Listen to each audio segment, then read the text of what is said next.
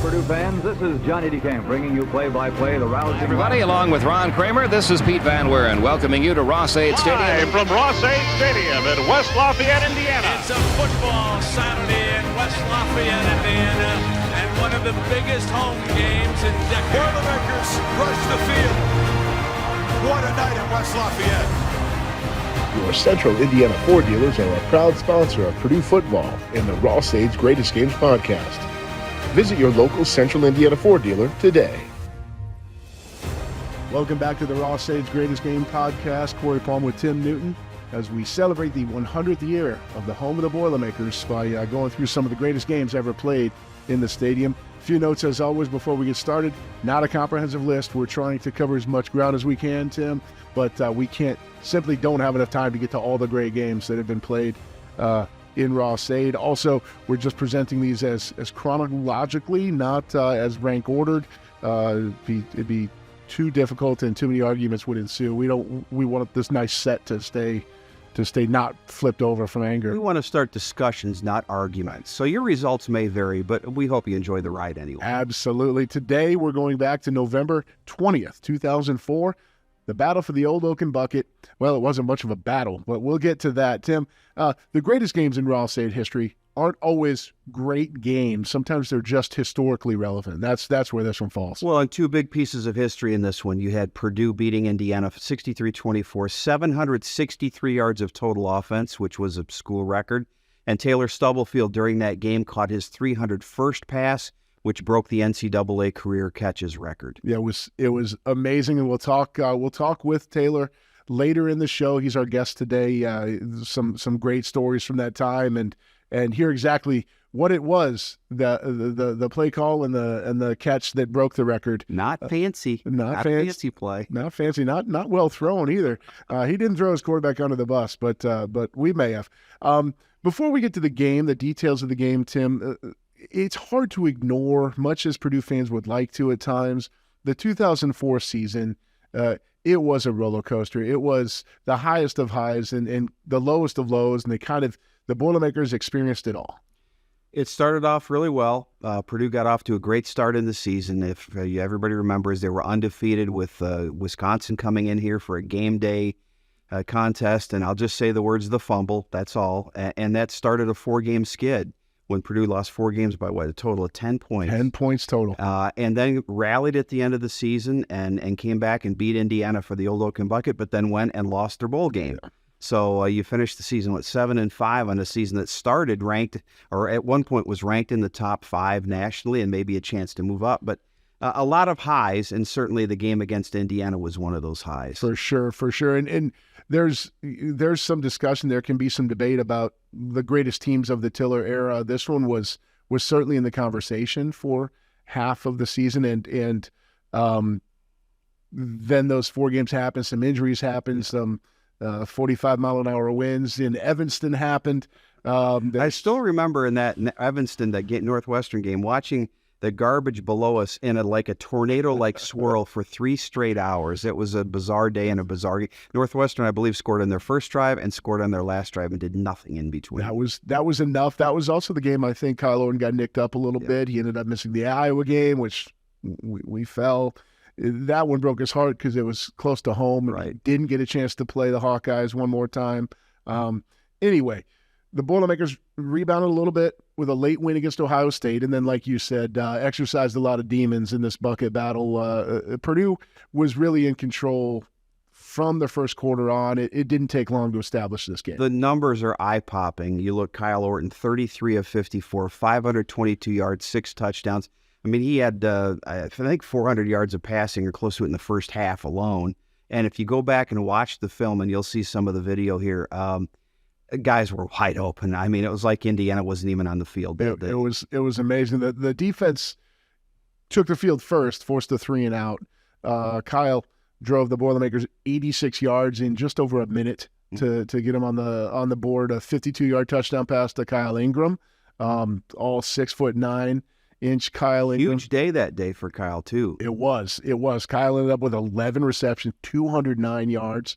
and 2 scores. One of 3 receivers to break the century mark, which is kind of amazing in itself, and also not the first time that's happened at Purdue, which is also amazing in itself with the prolific offenses. But 21-3 after 1, it was 42-10 at the half, 5 passing touchdowns, like you said, 400 yards in the first half.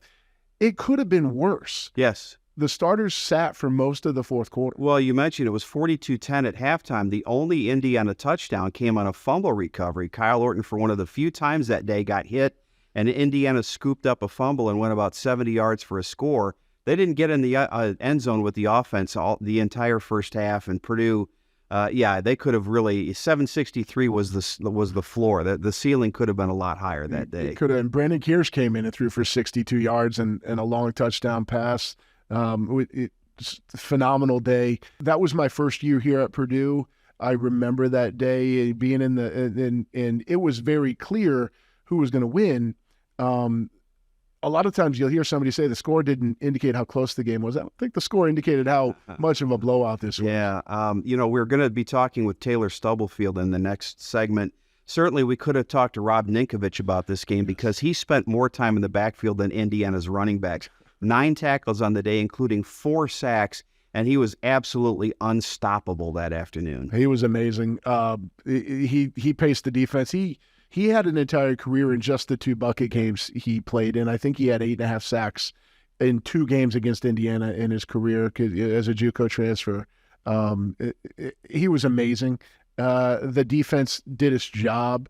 Like we said, the offense, Stubblefield led the team with 14 receptions for 138 and 3 scores. Dorian Bryant also broke the century mark. That young man who went on to a great career himself. 5 receptions, 131 and a touchdown. He also had a 62-yard rush for a score in the game. It was coming from all angles. And the win also clinched a trophy sweep for the second straight year. Purdue had beaten Indiana, Notre Dame, and Illinois to get all 3 trophies in 2003, did the same thing again in 2004. It was truly a very dominant era. That was the heart of the Tiller eras. The Tiller time frame is often remembered as the Rose Bowl season. I think a great case could be made that 03 might have been his best team here. It was certainly his best defensive team. Definitely. So you look at that side of the ball, and I think everybody remembers with Joe Tiller, the basketball and grass, and certainly we've talked about some of the great offensive performances. You start looking, though, at some of the defensive players here, 2001, 2, 3, 4. A lot of those guys wound up playing Sundays for a lot of seasons in the NFL. They did indeed, and that's one often forgotten about storyline of this 04 season. As hot as Purdue started, there were a lot of question marks coming in because there were 7 players drafted, I believe, the previous spring, which is the most in program history, largely because of the defense. There were a lot of youngsters on that 04 defense, but nobody quite knew what it was going to be coming into the year. They found out very quickly, and with this bucket win, it wrapped up like it should have. The defense did its job, and Kyle Orton, who at one point in the season was the Heisman Trophy front runner until that 4-game skid. Kyle had a great year, finished it with a great bucket performance, and again went on to have his own NFL career. He did indeed. One fellow who didn't have an NFL career for a handful of reasons is Taylor Stubblefield. He did end up with the NCAA record. He set it in the first quarter. He was by no means done. The record-setting catch was his 301st. Right. He ended his career a game and a half later with 325 receptions. That record stood for 7 years, which in the modern era, that's an eternity for a record like that. And, people talk about program running a system guys. Well, somebody's got to catch the ball. Yeah. If it was that easy, everybody would run a system, everybody would put up those numbers. And Taylor had a unique knack. He wasn't the greatest athlete. He certainly wasn't a big guy, and he wasn't super fast, but he ran precise routes. He could catch the football, and he was tough. He took a lot of hits. He was a guy on 3rd and 4. You knew if you got the ball to Taylor and got it anywhere near him, he was going to catch it. And so the system certainly helped him, but Taylor Stubblefield made a lot of what he had. He maximized the potential that he had and wound up having a sensational college career. He was an All-American that season. He was, and deservedly so. And I believe he's on the ballot for the College Football Hall of Fame this season. this summer, and it would be just. Yeah. It would be appropriate for him to be the Boilermakers' next College Football Hall of Famer. We can hope that happens. Enough talking about the man. Let's talk to the man. Taylor Stubblefield joins us after the break.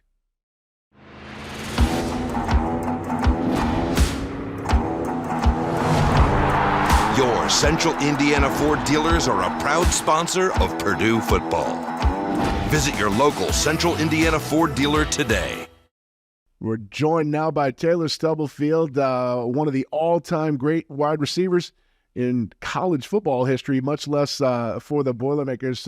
T-Stubbs, thanks for taking some time with us here today. I appreciate you guys inviting me to do stuff like this. Well, we're going to talk about your career in general, but we want to start specifically with this game, the bucket game in 2004, a 63-24 win, and a memorable day for you because it was a day that you set the NCAA career record for most receptions. What do you remember about that specific play and about that day in general? The old Oaken bucket game is always a special game. You got big bragging rights for in-state. It's a Big Ten game, a Big Ten opponent. And for whatever reason, you want that bucket at your home. And putting another chain on there was a big priority for us. It's something that we talked about, that Coach Tiller talked about at the beginning of the year in terms of some of our goals. So to be able to get a win at the end of the season, going into bowl season, it just makes those practices between the end of the season and the bowl game, it makes those practices a little bit more enjoyable for the players. I know in terms now, being on the coaching side, in terms of recruiting, I know going out on the road, going into high schools, trying to get guys to come to your school, it's easier to talk about the last game. And then to put it very bluntly, we whooped him. I mean, we whooped him from the very beginning. I think I had 3 touchdowns that game, maybe 2 touchdowns. You had 3. You had 3. Okay. I had 3 of them. I know that catch, it was our simple good old 97, which was number 1 receiver outside of me has a go route. I have just some good old boring out route. It was one of the few times that kind of didn't quite throw an accurate ball. He had to throw you. Yeah, it was down by my feet. So my foot caught it first, and then my foot didn't want to get all the credit for the reception, so it kicked it up to my hands, allowed my hands to keep for it. So it was fun. It was cool. They stopped the game, kind of gave me the ball. The referees kind of knew what was going on. So it was a cool day for sure. I always thought it was fitting that of all the spectacular plays that you made in your career, that the record-setting catch was just a boring out route that your quarterback underthrew a little bit for 7 yards. You know, as much as I wish it was like some double move, triple coverage, I really maw somebody. Nah, it was a good old out route, underthrown. So, but don't get me wrong, like there's a lot of work that goes into all of those catches, from the protection to the running back having an ID, whether it's front side, back side, whether he's having a scan, guys doing the right thing. Like one thing that gets undervalued is the outside receiver. He has to mandatory outside release so I don't get blasted or an interception. So there's still a lot that goes into that boring catch. Taylor, you had 763 yards of total offense in that game, which set a Purdue record. Going into that week, did you feel like you were going to have a big day against that IU defense? You know what? I think that year was such a roller coaster year, right? We start out on fire, boy. I mean, all these teams came in. We played, I think, Syracuse, Ball State, Notre Dame, Illinois. These guys, these other defenses thought that we were just going to be an average offense, no offensive line. We knew we had a good quarterback. The receiver, John Stanford, had left, and it was like, man, who else is there? And we had chances, and we showed at times that we could be flat out explosive. And that's where we were that day. Things clicked. The play call and Coach Tiller and that whole staff, they put a great game plan together. Our defense with Coach back, it was always steady Eddie, bend, don't break. And we put something together. But like I said, I mean, lack of better word, we whooped their tail. Yeah, I was telling Tim earlier, it felt like, a lot of frustrations might have been taken out that day, like you said, with sort of the way the season had gone. Start off 110 points in your first two games is unbelievable. And then to lose the four that we lost by a total of 10 points is also unbelievable. It had to feel so nice to get back on track and have everything click that day. It did. And once again, just the bucket game, in-state rivalry, it felt really good to end that way. By the way, we should mention that Taylor, this is not a fake background behind him. As a college football coach now, he savors his days in the summer when he's not out recruiting and not out coaching. So you're on your way to the golf course right now, right? Yes. Yeah. I'm gonna, you know what? I'm going to try not to yell "4" more than once. I'm going to try to get my foot wedge in my bag and see if I can't hit the fairway a few times. I'm sure you'll hit him far and straight today. The system, we talk all the time about the basketball on grass. How did that system fit Taylor Stubblefield? It fit, one, because I didn't have to block all that well. Coming from Michigan State, I know that some of the games that you probably saw in college, that they were I formation, hand that ball off. The receivers got to go in there and block a linebackers, tons of safeties, and then maybe get a play action pass. I think what Coach Tiller and that staff did is they realized that we weren't always going to get the top rated, most athletic recruits. Because I was definitely not on a lot of people's board in terms of recruiting, and so they were able to get players that fit their system. They were ahead of their times in terms of RPOs or relief throws. They were able to create an offense that allowed us not to block everybody and to take advantage of leverage, and to flip it out there, to make some easy throws, easy completions. And if you remember I know we remember guys like Vinny Sutherland, who he did it better than anybody. He took a bubble screen and he could take that, to the house in a heartbeat. I was lucky to get maybe 2 first downs on that same bubble screen. But that's just what the offense was. It also gave a lot of freedom to the quarterback. I think that Greg Olson, Jim Chaney did a great job in the position meetings of literally allowing what they saw in terms of the scheme show up in Drew's eyes and Kyle's eyes, so that they could see and make adjustments on the fly when need be.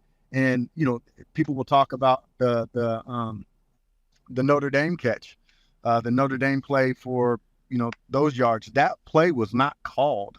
That was a play that was checked from Kyle and myself, because they believed in the preparation that they put into the week in terms of position meetings.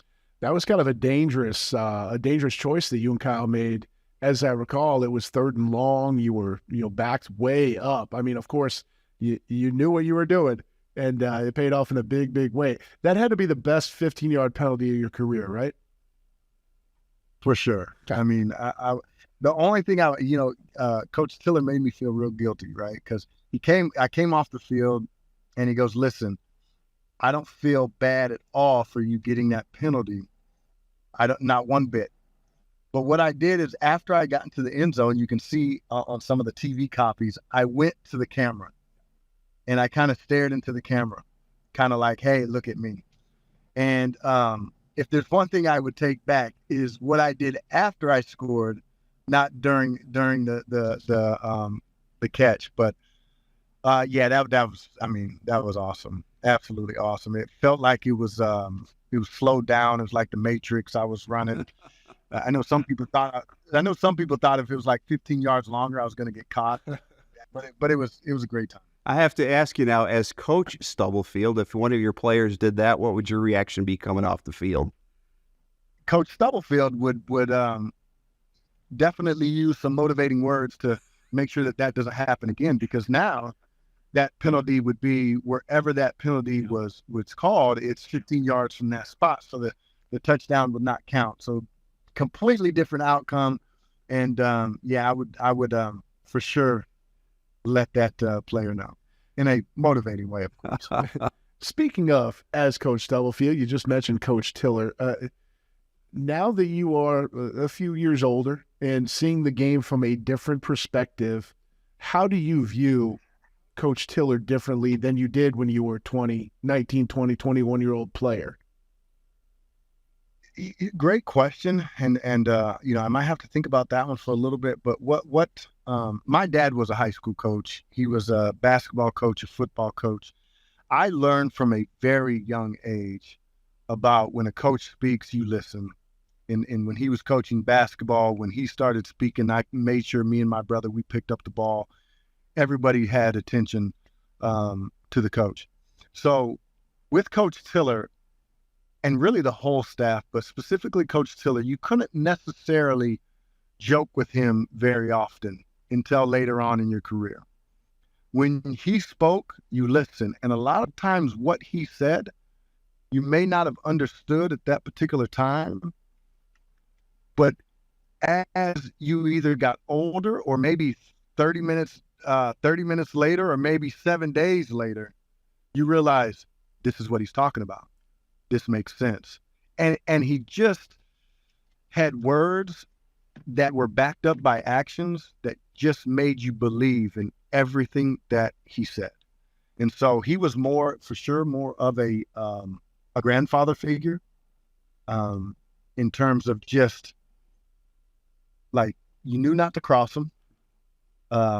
And you believed in what he said. And every now and again, he put his arm around you and lift you up. So tons of respect for how Coach Tiller was as a coach. And in some regards, I've had to change my coaching style a little bit now because it's different now. It's a lot different now, but especially early on, his black and white approach and the do right rule. Everybody talks about the do right rule. I lived by that religiously early on in my career. Now I guess you can say I put some gray area in there. But Coach Tiller was truly a legend. Did you think coaching was in your future when you were here? I did, actually. When I don't know if you guys remember when I hurt my head and I missed those 3 games. I think it was going into my junior year, and Ted Gilmore, it was going into my sophomore, technically my third year, going into my third year being at Purdue.